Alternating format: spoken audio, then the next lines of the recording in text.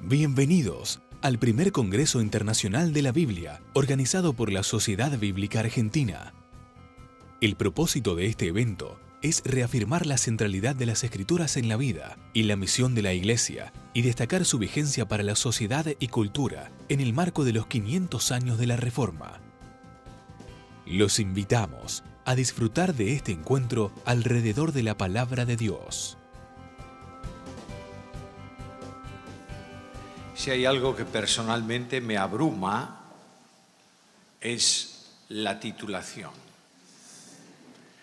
Creo que cuando abrimos la Biblia, los títulos académicos hay que colgarlos en una percha y dejarlos fuera.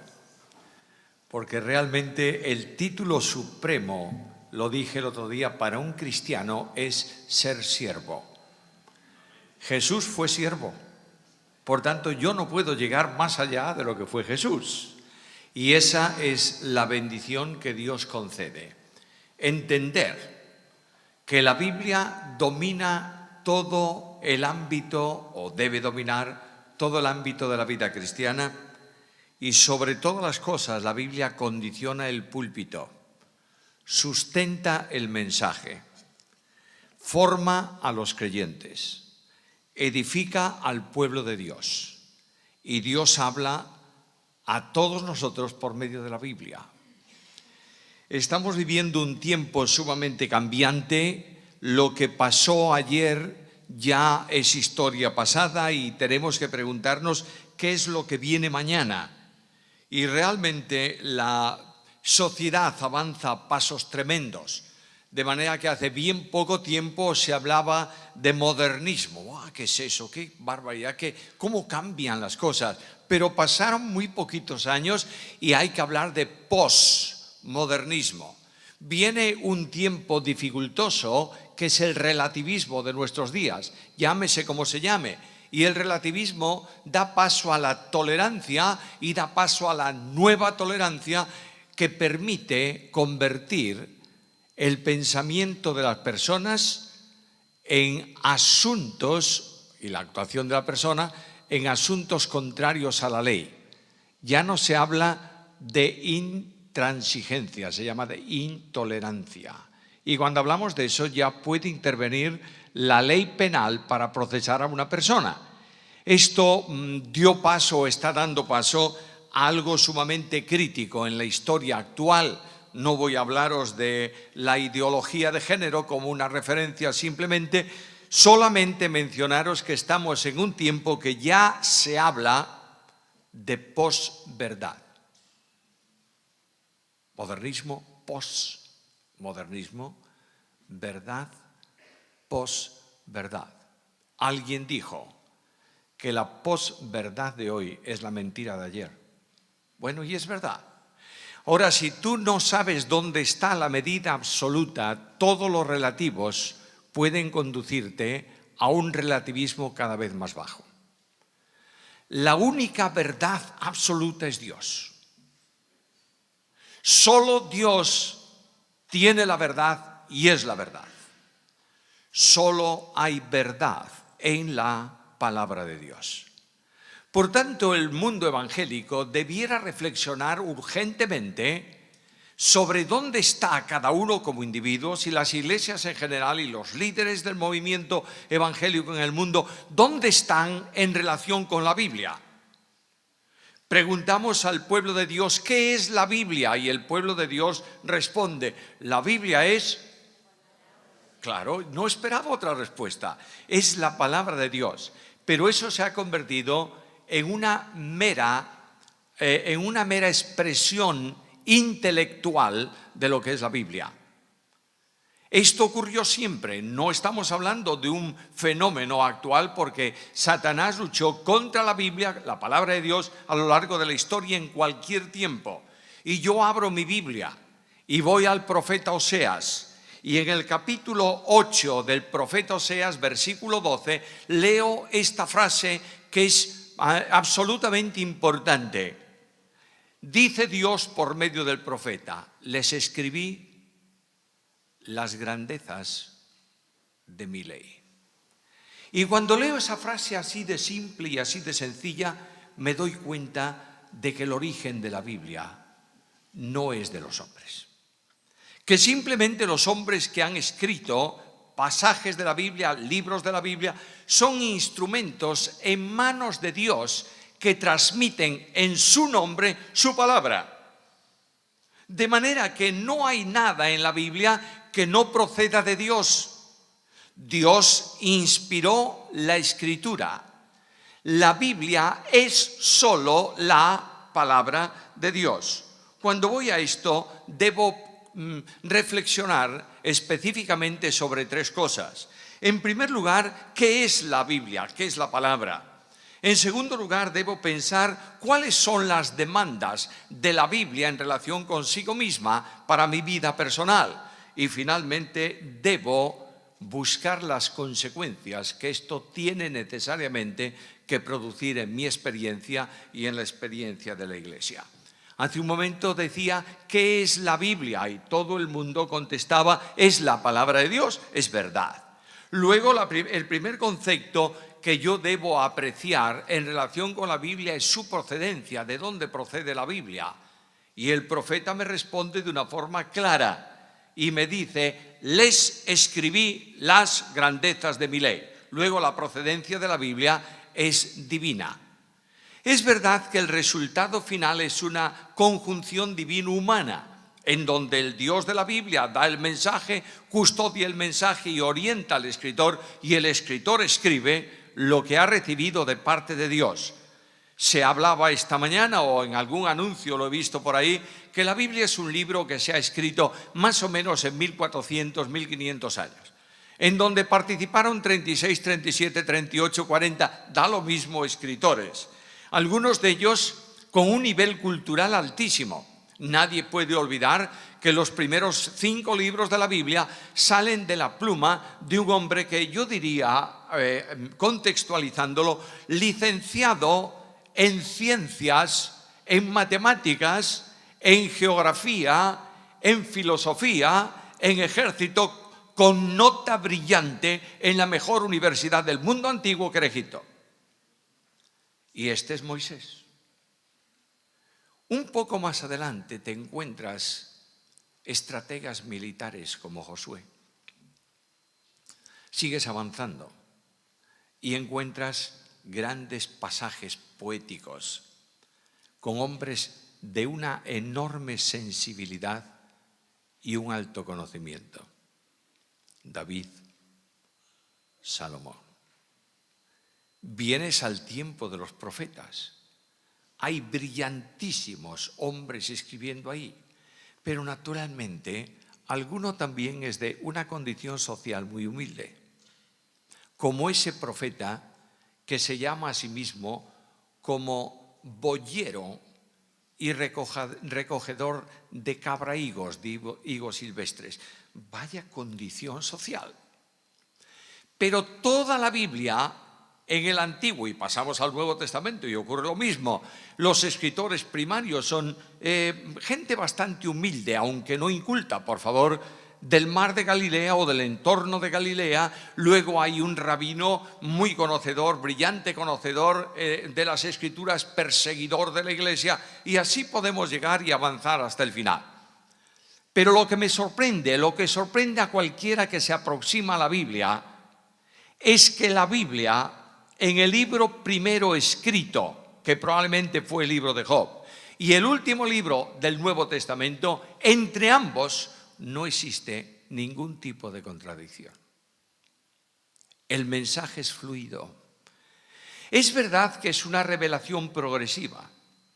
Es verdad que la revelación final del Nuevo Testamento es mucho más amplia que la que había o la que se escribe, la que se recoge en el libro de Job.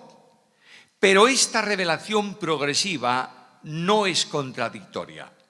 Simplemente sobre las mismas verdades se hacen mayores dimensiones de precisión y de conocimiento para que nosotros finalmente tengamos en nuestras manos los 66 volúmenes de la Escritura que son de origen celestial. Dios habla en ellos.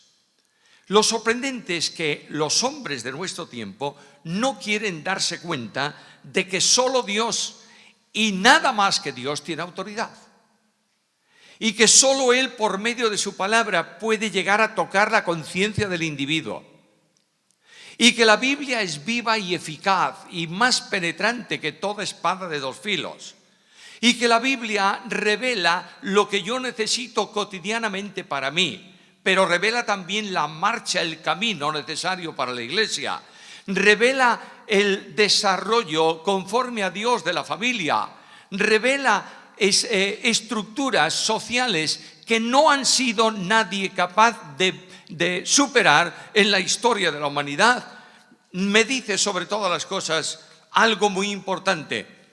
Me dice que Dios no está interesado en religión, que Dios está interesado en relación. Me dice que Dios está llamando a las personas a salvación, no importa en qué tiempo, para que todas ellas tengan en un encuentro personal con Cristo, el único Salvador de los hombres, tengan perdón de pecados y vida eterna. ¿Lo creéis o no?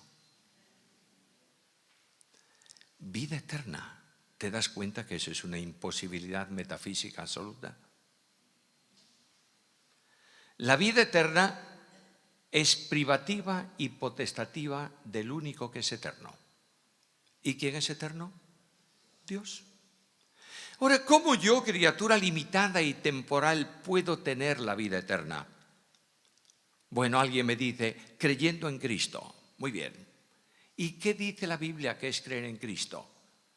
La fe que salva, que vincula con Cristo, que produce en el contacto con Él la recepción de la vida eterna, no es una fe intelectual, es una fe vivencial.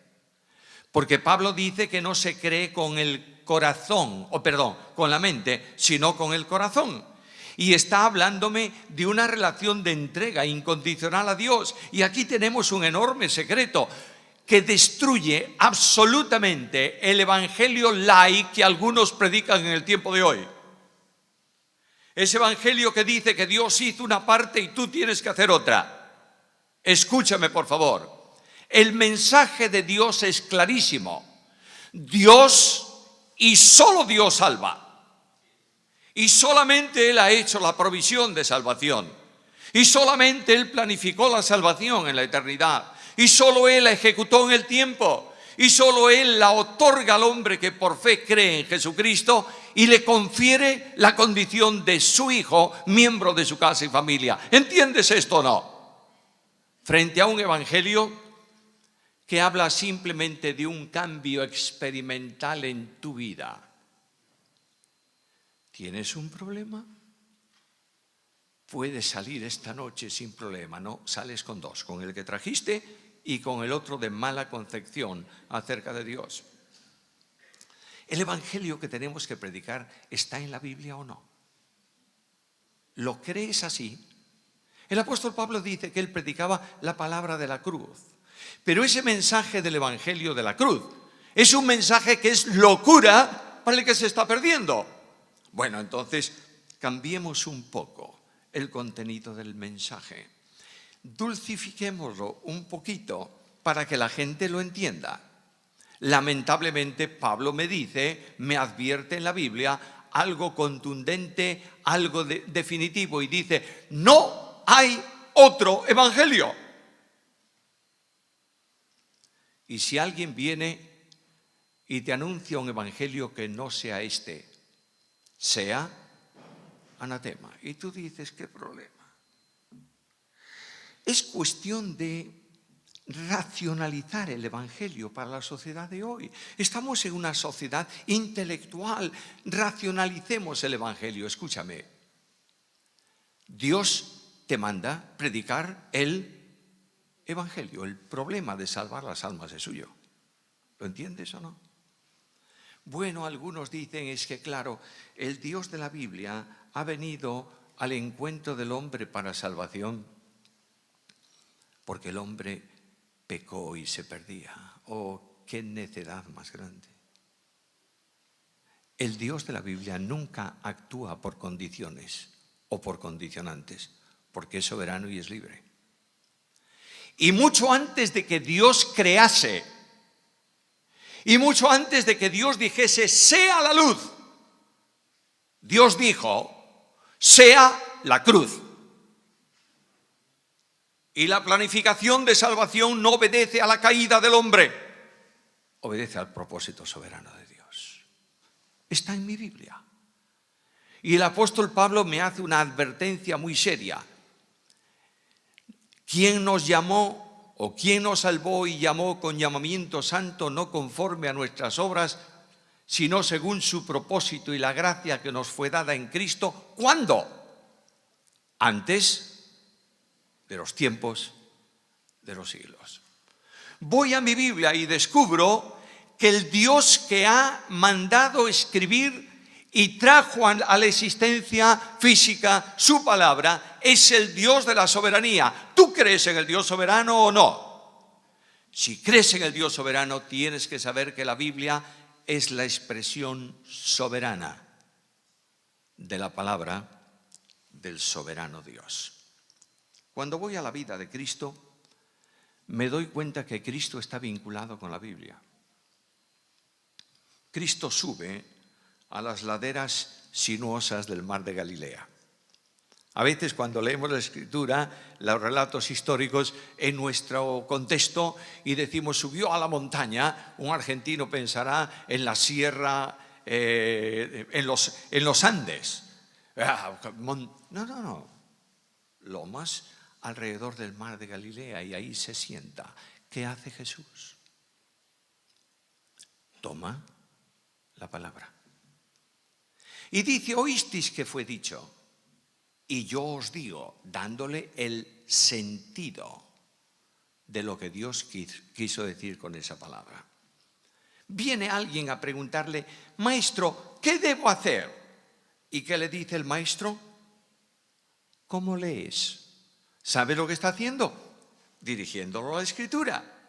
La Escritura, se oía esta mañana, que tiene respuesta a la problemática del hombre en cualquier circunstancia y en cualquier situación. Ahora, la evidencia de que es palabra de Dios es que a lo largo del tiempo la lucha contra la palabra de Dios fue radical.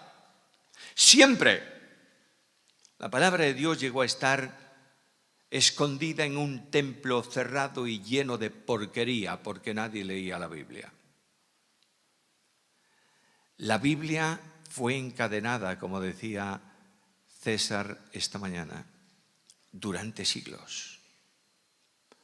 La Biblia salió en las traducciones en tiempos de la Reforma, cuando la guerra religiosa de la Inquisición convirtió en cenizas muchos grandes hombres de Dios. El ataque frontal a la Biblia ha sido permanente. Pero Satanás es un ser que aprende con el tiempo. No sabe todo, Es un ángel, pero es un ángel limitado, lleno de conocimiento, pero va aprendiéndolo con experiencia. El cristianismo, que tiene un mensaje de aliento y de esperanza, de perdón y de vida eterna, no debe funcionar. ¿Qué tenemos que hacer con los cristianos? Matemos a los cristianos. Pero oye, cada vez que matas uno aparecen dos. Este es un problema muy serio. Bueno, pues dejemos de matar a los cristianos.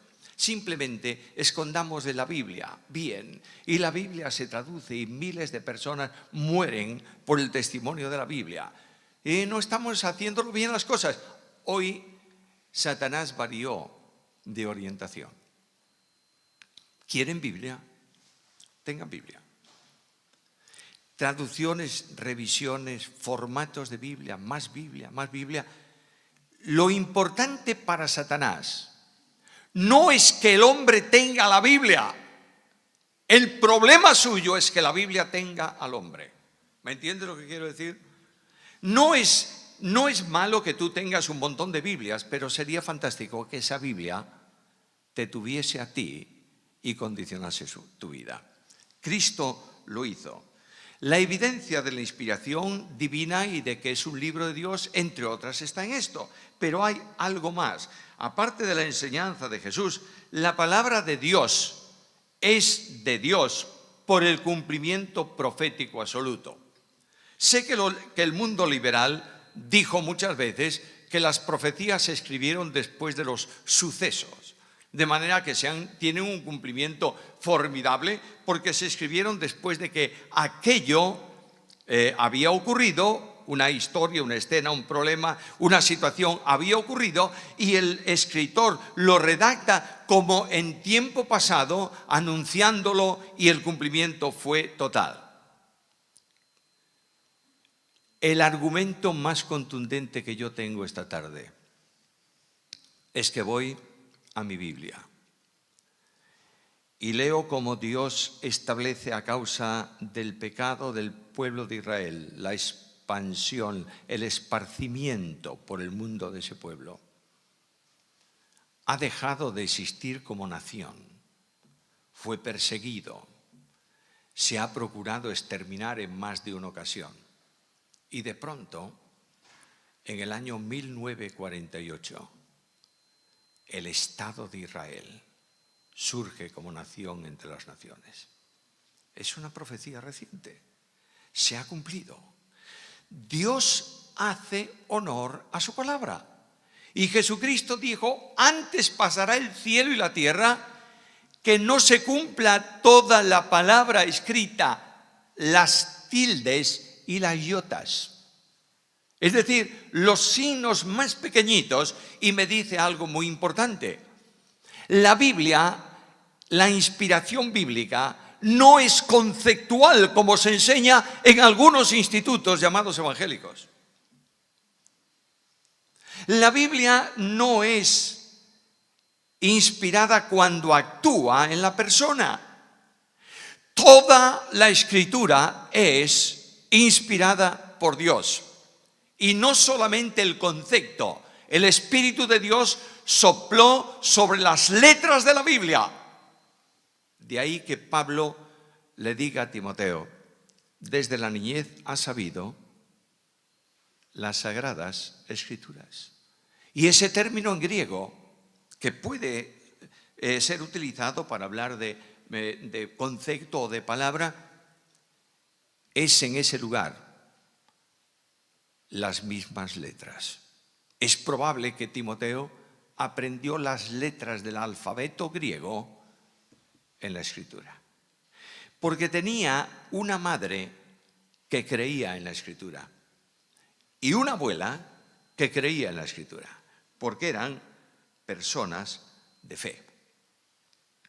Nuestra sociedad está buscando cauces para orientar y reestructurar las pasiones. Vivimos en un mundo degradado hasta el extremo. Cualquier cosa es lícita hoy. No importa la perversidad del acto, ni lo tremendo de la inmoralidad. Y no estoy hablando de moral cristiana, estoy hablando de moral natural, de ética natural que se produzca. Eso no tiene importancia. Cada uno debe ser respetado en su forma de pensar. No hay control legal para el conflicto del mundo social de hoy. Las naciones producen leyes y más leyes y más leyes, y las estanterías están saturadas de legislación que trata de canalizar, encauzar pasiones desatadas. Escucha la Biblia. ¿Con qué limpiará el joven su camino? Con guardar tu palabra. La pregunta que surge es lógica y natural. ¿Está siendo dada a los jóvenes la palabra? Y no estoy hablando de los jóvenes que entre los evangélicos llamamos del mundo. A veces el mundo está aquí adentro y no está allá afuera, pero no estoy hablando de eso. Ahí tenemos un pastor de jóvenes en la iglesia que al principio de todo, de su actuación, de su ministerio pastoral, decía: bueno, a los jóvenes hay que darle más entretenimiento y menos Biblia. ¿Cómo? ¿Cómo es eso? Y naturalmente tuvo que invertir esa valoración. La Biblia es la palabra inspirada por Dios. Y como palabra inspirada por Dios es útil para enseñar, para redarguir, para corregir, para instruir en justicia. Mi querido líder de iglesia, pastor de iglesia, maestro de una facultad de teología, Biblia, solo Biblia, nada más que Biblia. Y mientras el pueblo de Dios no retorne a la Biblia, tendremos niños en Cristo que llenan las iglesias y son arrastrados fácilmente de un sitio para otro por todo viento de doctrina. Debo abandonar el primer punto porque tenemos que ir terminando. Segundo, si creemos que la Biblia es toda la Biblia, la palabra de Dios, si creemos que es así, entonces debemos preguntarnos a la luz de la Biblia, ¿qué es la demanda de Dios en su palabra para nosotros hoy? Y yo abro mi Biblia, ¿por qué no hacerlo? Leamos segunda carta a Timoteo, el último escrito de Pablo. Segunda carta a Timoteo, capítulo 4, versículos 1 y 2. Escucha estas palabras. Te encarezco. Es un ruego del más alto valor. Esa palabra significa que no hay posibilidad de considerarla de bajo nivel. Te encarezco delante de Dios y del Señor Jesucristo, que juzgará a los vivos y a los muertos en su manifestación y reino. Permíteme decirte algo. Pablo está poniendo bajo juramento a Timoteo. De otra manera, te conjuro por Dios, lo que tú me vas a responder, la acción que vas a tomar, constituye para ti un juramento hecho delante de Dios. Que prediques la palabra. No le dice otra cosa. Timoteo, en tu ministerio pastoral, evangelístico, de maestro, tienes que predicar la palabra. Y lo dice el gran predicador de la palabra. ¿Recordáis que cuando el apóstol se despide de la iglesia de Éfeso en la playa en Mileto, qué le dice?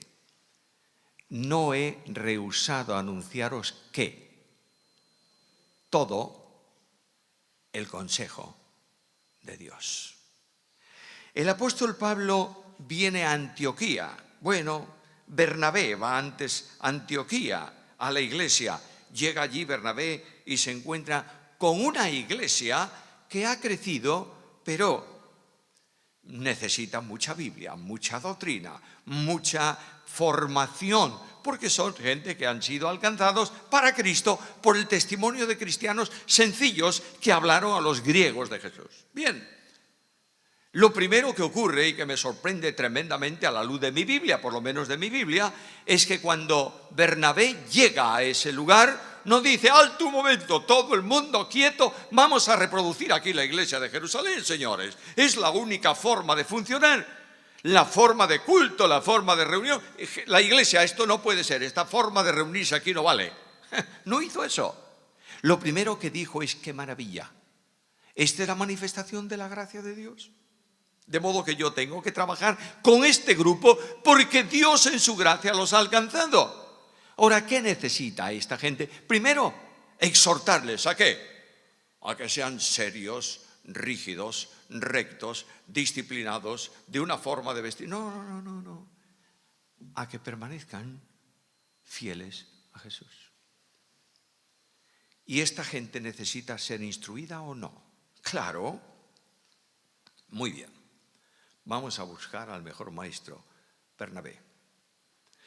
Te vas a perder el liderazgo absoluto de la iglesia. ¿Cómo vas a buscar a alguien que es más que tú? Pero Bernabé está entusiasmado de Cristo y de su gracia. Y él va a buscar a Tarso hasta que encuentra a Saulo. Hay dos direcciones en la Biblia muy curiosas. Una, aquella dirección que el ángel le dio a Cornelio para que fuese a buscar a Pedro, no tenía pérdida ninguna. Vete a Jope y busca a Simón Pedro, casa de Simón el curtidor, paseo del mar, Jope, dirección postal, no tiene pérdida ninguna. Pero ¿dónde está Saulo? En Tarso. Y el texto de Lucas dice que lo fue y lo buscó y lo encontró. Seguramente que hubo un tiempo de convencer a Pablo. Y ahí vienen los dos a la iglesia. ¿Qué hicieron durante un año? Enseñaron la Biblia. No te extrañes que de esta iglesia salga el primer equipo misionero para Europa. Porque indudablemente estos dos colosos de la obra enseñaron a mucha gente. La enseñanza bíblica no es el entretenimiento congregacional del domingo. En nuestros días, la Biblia se toma como pretexto para iniciar el sermón dominical, sermón entre comillas, dominical. Después el predicador habla de cualquier cosa menos de lo que ha leído y exhorta a que todos dejen sus cargas y salgan contentos porque vosotros podéis. ¿Lo oíste alguna vez o no?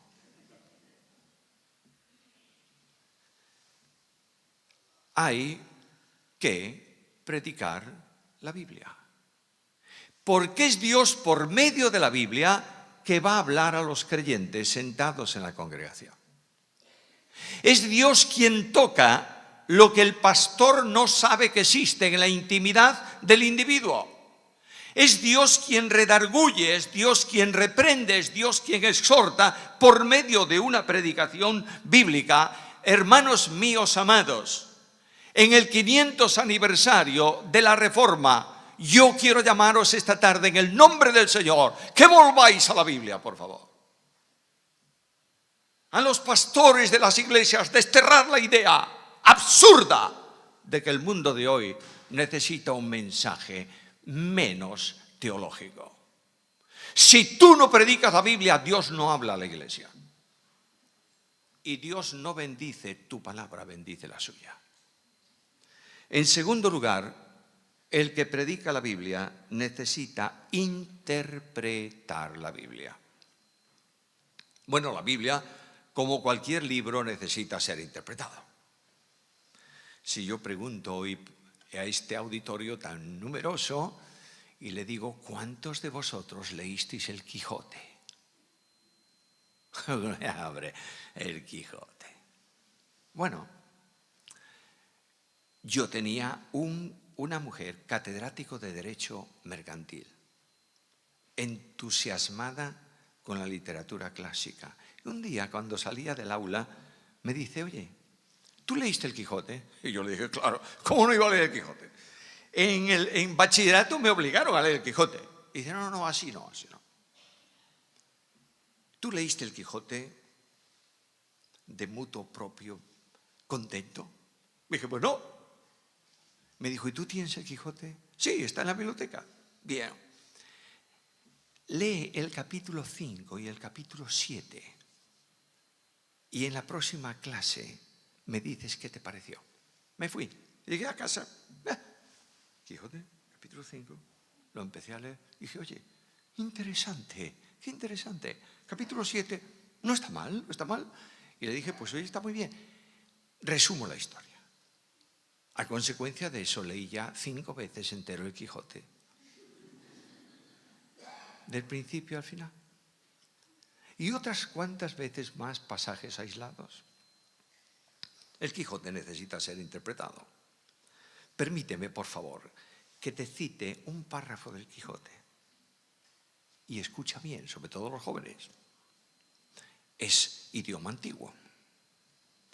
La del alba sería cuando Don Quijote salió de la venta, tan contento, tan gallardo, tan alborozado por verse ya armado caballero, que el gozo le reventaba por las cinchas del caballo. ¿Qué dije? La mitad dice, ni idea. Bueno, ¿qué es lo que yo tendría que hacer ahora mismo? Decirte que Cervantes quiso expresar con eso y explicarte lo que quiso decir, trasladándolo a tu conocimiento para que lo entiendas. Así la Biblia. Pero escuchadme, por favor, el problema de la interpretación bíblica exige nobleza y respeto frente a la Biblia. La Biblia no está escrita para decir lo que tú quieres que diga, sino lo que ella quiere decir. La Biblia no está para ser disminuida ni aumentada. Es decir, en los tiempos de Cristo había quienes disminuían de la Biblia, los saduceos, solamente una parte, y ángeles no. Bueno, ¿y por qué los ángeles no? No, porque eso es un problema, ángeles nada. Y resurrección tampoco, eso no hace falta. Disminuyendo la Biblia, de modo que estaban cortando revelación divina, ¿verdad? Pero había otros en sentido opuesto, pero tan nocivos como ellos, que eran los fariseos. Los fariseos no disminuían, ¿sabéis lo que hacían? Añadían. De modo que añadían a la Biblia y le daban la misma autoridad, añadían la tradición de los ancianos. Pobrecitos, fíjate cómo era ello. Cargaban al pueblo de Dios con cargas legalistas que eran incapaces de soportar, pero ellos no las tocaban. En nuestro tiempo, el excesivo pietismo y el deseo de una santidad fuera de lo normal ha llevado a añadir a la Biblia tradiciones y costumbres propias de nuestras iglesias y de nuestras denominaciones. Y hemos enseñado como palabra de Dios lo que es pensamiento de hombre. Y tenemos que ir a la Biblia para despojar a las congregaciones de escoria que no es palabra de Dios. Porque solo la palabra de Dios es poderosa para que un niño venga con gusto al culto, para que un joven tenga una vida sonriente, para que los viejos no estén acordándose del pasado permanentemente, porque la iglesia mejor no es la del pasado, es la actual y la del futuro. Y tenemos que marchar en esta dinámica, porque esta es la interpretación clara de la Biblia. Pero para eso, indudablemente, tenemos que preparar gente que interprete correctamente la Biblia. Hay una corriente por ahí que niega la inerrancia bíblica, en mayor o en menor grado. Lo diría de esta manera: están en nuestras iglesias, y en nuestras instituciones académicas. Y dicen, la Biblia es inspirada, pero el autor humano ha tenido ciertos errores numéricos o históricos que son evidentes. Si tú quitas una coma a la inspiración, has abierto el camino de cortar y sectorizar la Biblia. La Biblia entera es la palabra de Dios, y esa Biblia marcará distinciones en los creyentes. Ahora, interpretar la Biblia no podemos añadir, no podemos quitar, pero escucha. El sector liberal ha acuñado una frase que funciona todavía. Hace muy poco tiempo lo leí en una revista evangélica, no voy a deciros de qué sector, que dice: hemos de mantener clara la distinción entre el Jesús de la historia y el Jesús de la fe.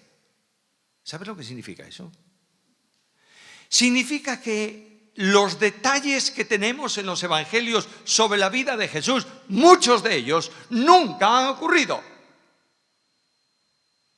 Simplemente la Iglesia, para informar de lo que significa el poder de Cristo sobre los demonios, inventó la historia del endemoniado de Gadara, pero eso no existió nunca.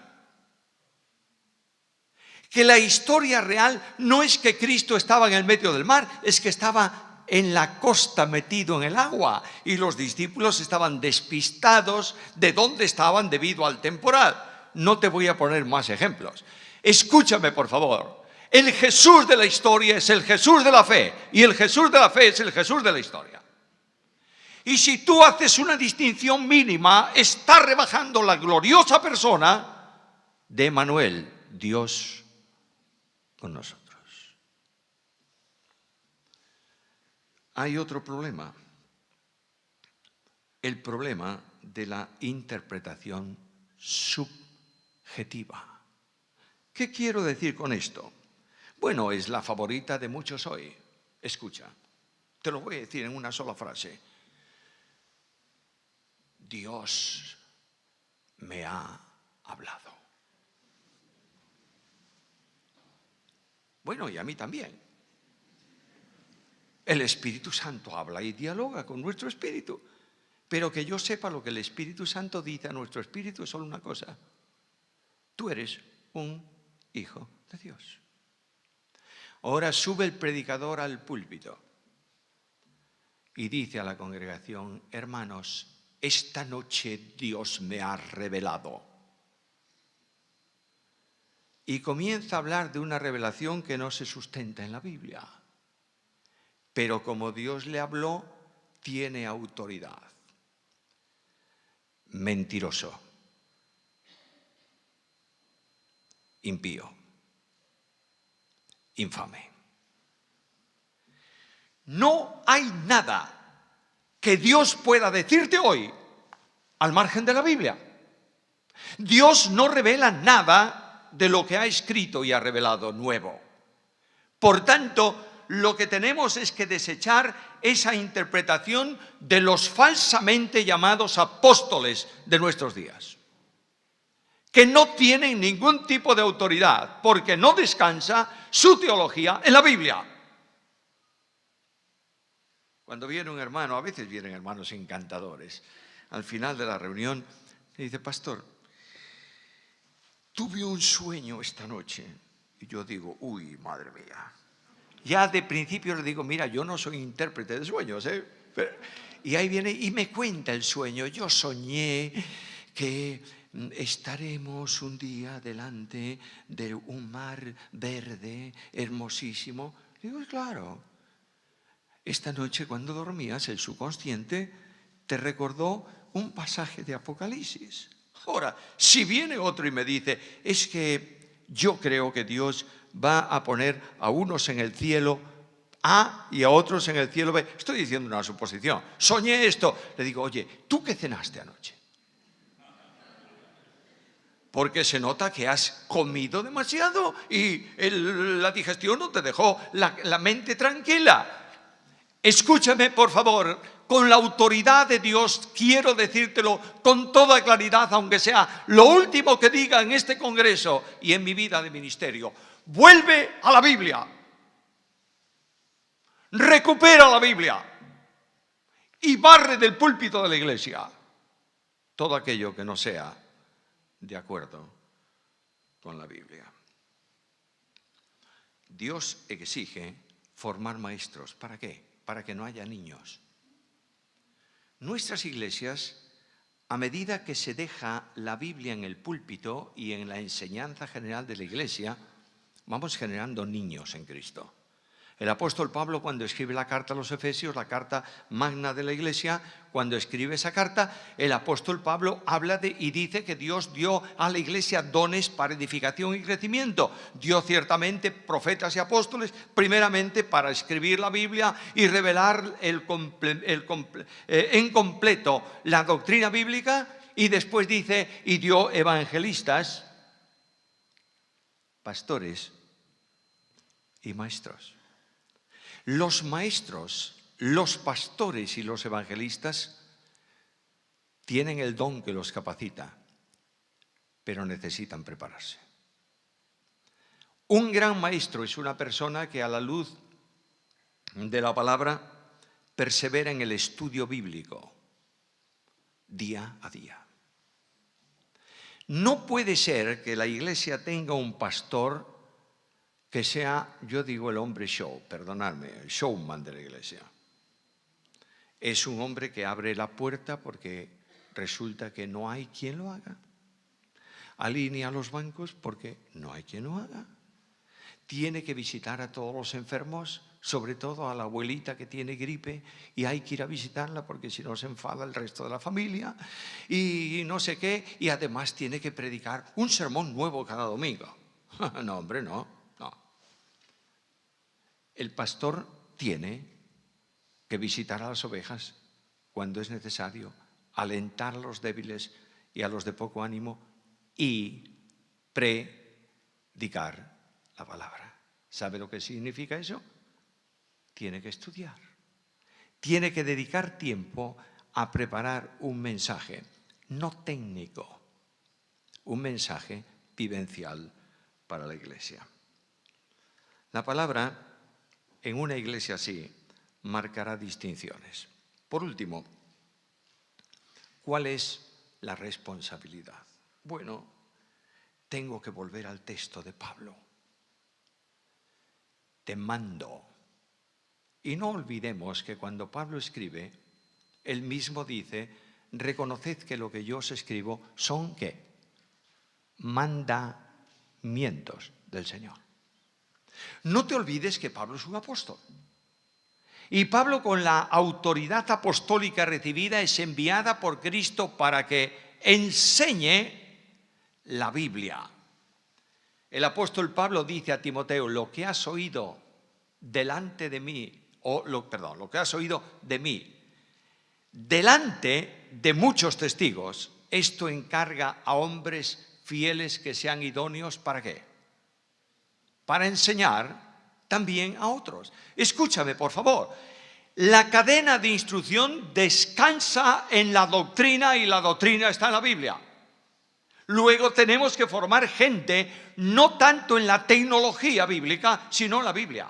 No sé si me estáis entendiendo lo que quiero decir. No estamos tratando de formar, que es bueno formarlos así, expertos en teología sistemática y dentro de ella en doctrina trinitaria y dentro de la doctrina trinitaria en relaciones intratrinitarias. ¡Qué genio de la teología! No es eso. Necesitas conocer toda la palabra de Dios. Y necesitas descalzarte, simbólicamente hablando, cada vez que te aproximes a ella. Y necesitas doblar tus rodillas antes de preparar el sermón y predicarlo en la iglesia, diciendo, Señor, para gloria de tu nombre, habla en medio de tu pueblo, porque es tu pueblo y son tus ovejas. El que predica la Biblia tiene que vivir conforme a la Biblia. Escucho un mandamiento de Jesús. Un mandamiento nuevo os doy, que os améis los unos a los otros, así como yo os he amado. La distinción de la iglesia ante el mundo no es la doctrina, es el amor. Claro, si tú amas a tu hermano, amarás al Señor. Y el Señor dice, si me amáis, guardad mis... Bueno, ya tenemos el complemento. No estoy diciendo que no haya doctrina, ¿verdad? Todo lo contrario. Pero quiero deciros que Cristo dijo, conocerán todos que sois mis discípulos si tuvieseis los unos. En medio de este mundo evangélico hay cientos de mensajes diarios en internet hablando mal de los hermanos y acusando a los hermanos. Pobrecitos los que están haciendo eso, porque el que no ama a su hermano debe preguntarse si nació de nuevo. Lo dice Juan. ¿Cómo fuiste salvo tú? Bueno, es que yo fui salvo un día, mi abuela me habló, yo recibí a Cristo, luego estoy en la iglesia y soy salvo porque... No. Tú puedes estar en la iglesia toda tu vida y no ser salvo. ¿Cómo sabes que eres salvo? Porque soy capaz de amar a todos mis hermanos. ¿Lo puedes hacer o no? Esta es doctrina bíblica fundamental, mis queridos hermanos. Por último, tengo que recuperar la Biblia en toda la escala de los creyentes. No solo en el púlpito de la iglesia, que esto es vital. Tengo que recuperar la Biblia en los hogares cristianos. Lo que se llamaba el culto familiar. Hoy no se puede tener porque, claro, mi mujer entra a las 8 de la mañana al trabajo y yo entro a las 7 de la mañana y ella viene a las 4, el otro viene a las 6, los niños no están... Sí. Cuando hay un Argentina-Brasil, 7 de la tarde, por ejemplo, ¿tienes tiempo para verlo o no? Hay que establecer una escala de valores. Y hay algo que es supremo, y es preguntarle al Padre del cielo, ¿qué quieres decir a la familia hoy? Habla. Te escuchamos. Iglesias con bancos llenos de Biblias y creyentes que no tienen la Biblia en casa. Tengo que recuperar la Biblia en el individuo. Que tú sientas la necesidad de abrir la Biblia todos los días a solas con Dios, para que Él tenga una conversación contigo. Es una asignatura pendiente en mi vida. Quiero hacer esta confesión. ¿Cómo? ¿Tú no dedicas tiempo a la Biblia? Sí. ¿Mucho? Bueno, creo que bastante.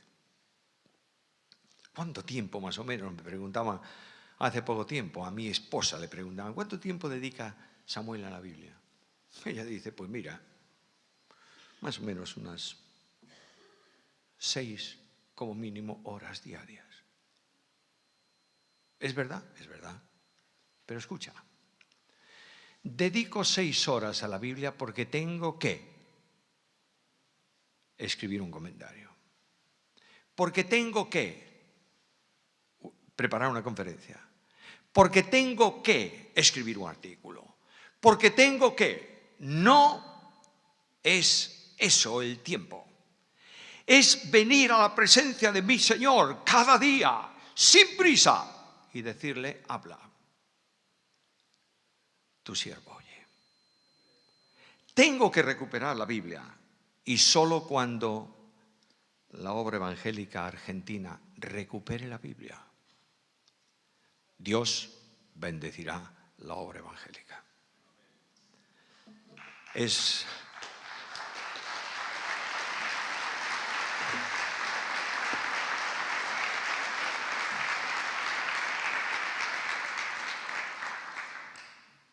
Esto que acabo de deciros es nuestra experiencia vivencial en la Iglesia en Vigo. Es enormemente difícil hoy en Europa, en España, en Francia, en Italia, abrir un punto nuevo. Y muy difícil que las iglesias crezcan. Y frente a esta situación, el Consejo de Iglesia un día, hace unos 10 años, dijimos alto.